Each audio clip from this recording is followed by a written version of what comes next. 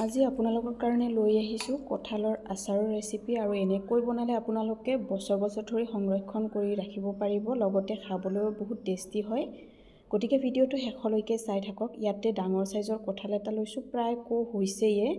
এতিয়া এইখিনি সৰু সৰু টুকুৰাত কাটি পানীত তিয়াই ৰাখিছোঁ যাতে ৰঙা পৰি নাযায়। গোটেইখিনি কাটা হৈ গ'ল। এতিয়া কুকাৰত পানী লৈ লৈছোঁ, লগতে নিমখ আৰু হালধি অকণমান। নিমখ আৰু হালধিটো দিলে কঁঠালৰ ৰংটো সলনি নহয়, বগা হৈয়ে থাকে আৰু নিমখটো দিলে টেষ্টটোও আহে, গোটেই ভিতৰত সোমাই পৰে টুকুৰাকেইটাত সিজোৱাৰ সময়তে। এইখিনি এতিয়া এটা চিটিত সিজাই ল'ম। আপোনালোকে কেৰাহীটো সিজাই ল'ব পাৰে, একেবাৰে গলি যোৱাকৈ সিজাই নল'ব।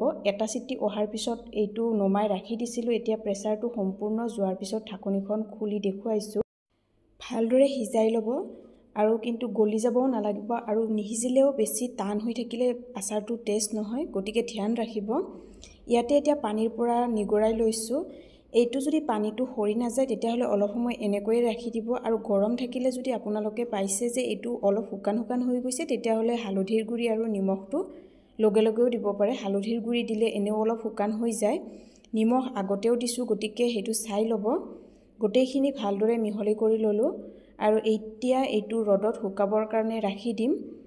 আপোনালোকে পাতল কটন কাপোৰতো দিব পাৰে বা তলত পেপাৰ ৰাখিও দিব পাৰে, তেতিয়া সোনকালে শুকাই যায়। মাজতে এবাৰ ওলোটাই দিব, আৰু মই দুখন কাঁহীতে বহলকৈ মেলি ল'লোঁ আৰু এইটো ৰ'দত শুকাবৰ কাৰণে ৰাখি দিম। এয়া ৰ'দত শুকাই গ'ল, এখন কাঁহীতে লৈ ল'লোঁ। গোটেইখিনি মিলি ইমানখিনি হৈছে, আৰু কিমানখিনি শুকুৱাইছোঁ দেখুৱাইছোঁ। পানী কিন্তু অলপো নাই আৰু ইয়াতকৈ বেছি শুকাব নালাগে। এইখিনি এতিয়া কাছৰ বাতি এটাত লৈ লৈছোঁ। আপোনালোকে কেৰাহীটো ডাইৰেক্ট বনাব পাৰে। বাতিটোত যাতে পানী অলপো নাথাকে ধ্যান ৰাখিব। মছলাখিনি বনাই ল'ম। সৰিয়হ হালধীয়া ডাঙৰ চামুচেৰে 2 চামুচ, ৰঙা সৰিয়হ 1 চামুচ, গোটা জিৰা 2 চামুচ আৰু চফ কুটি লৈছোঁ 1.5 চামুচ, ধনিয়া 2 চামুচ ল'ব। ইয়াতে মই মেথি গুটি আধা চামুচতকৈ অলপ কম আৰু কালজিৰা আধা চামুচতকৈ অলপ কম লৈছোঁ। লগতে শুকান জলকীয়া এমুঠিমান এনেদৰে টুকুৰা কৰি লৈছোঁ, তেতিয়া ভাজিবলৈ সুবিধা হয়। গেছৰ ফ্লেমটো কিন্তু এতিয়ালৈকে জ্বলাই লোৱা নাই।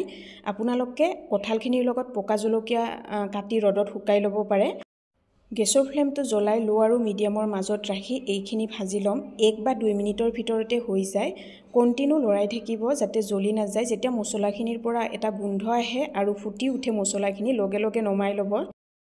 এইখিনি ধ্যান ৰাখিব, মছলাখিনি অলপ কম ভাজা হ'লেও কথা নাই, কিন্তু যাতে বেছি ভাজা নাখায়, নহ'লে গোটেই আচাৰটোৱে তিতা হৈ যাব।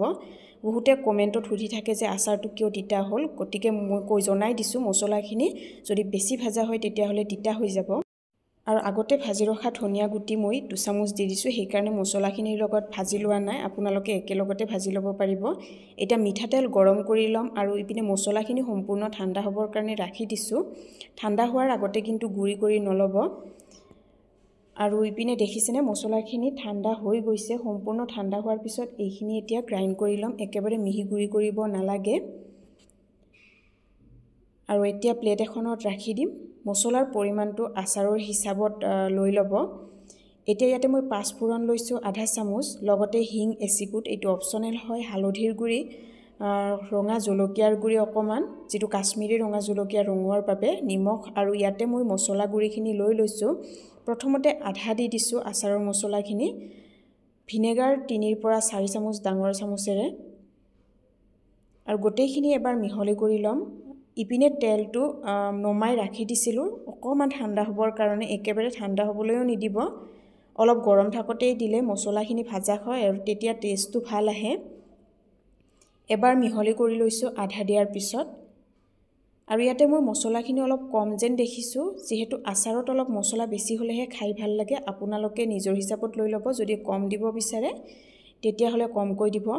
পুনৰ বাকী থকা তেলখিনি দি দিছোঁ, আৰু তেল কম হোৱা যেন পালে পুনৰ আপোনালোকে গৰম কৰি পিছতো দি দিব পাৰিব। আৰু এইটো এতিয়া মই এনেকৈয়ে খোলাকৈ ৰ'দত দিম এসপ্তাহমানৰ কাৰণে। এনেকৈ বটলত ভৰাই নাৰাখিব। দেখিছেনে মছলাখিনি তলত পৰি থাকে। যদি ৰ'দত দিয়া হয় তেতিয়াহ'লে তেলটোও শুহি লয় আচাৰখিনি, লগতে মছলাখিনিও ধুনীয়াকৈ লাগি ধৰে। আৰু মাজতে মই পকা জলকীয়া কেইটামান পাইছিলোঁ, এনেদৰে টুকুৰা কৰি ৰ'দত শুকাই আচাৰৰ লগত মিহলি কৰি দিলোঁ। শুকান কাছৰ জাৰ এটাত মই আচাৰখিনি এতিয়া থৈ দিম। বটলটো ভালদৰে ধুই ৰ'দত শুকাই ল'ব। আচাৰখিনিত যদি তেল কম হোৱা যেন পায় আপোনালোকে এতিয়াও তেলটো গৰম কৰি ঠাণ্ডা হোৱাৰ পিছত বটলটোত ঢালি দিব আৰু মছলা যাতে অলপো লাগি নধৰে টিচু পেপাৰ এখনেদি ভালদৰে মুচি ল'ব। ওচৰৰ পৰা দেখুৱাইছোঁ একেবাৰে মছলা ভিতৰত সোমাই পৰিছে, তেলটোও ধুনীয়াকৈ শুহি লৈছে আচাৰখিনিয়ে আৰু শেষত তেলৰ যাতে লেয়াৰ এটা ওপৰত থাকে তেনেদৰে তেল দি দিব। ঢাকন মাৰি থৈ দিছোঁ। এনেকৈ যদি আচাৰটো বনাই খাবলৈ টেষ্টি হয় আৰু দেখিছেনে গোটেই আচাৰটোতে তেলটো সমান পৰিমাণে আছে। ভিডিঅ'টো শেষলৈকে চোৱাৰ বাবে ধন্যবাদ জনাইছোঁ।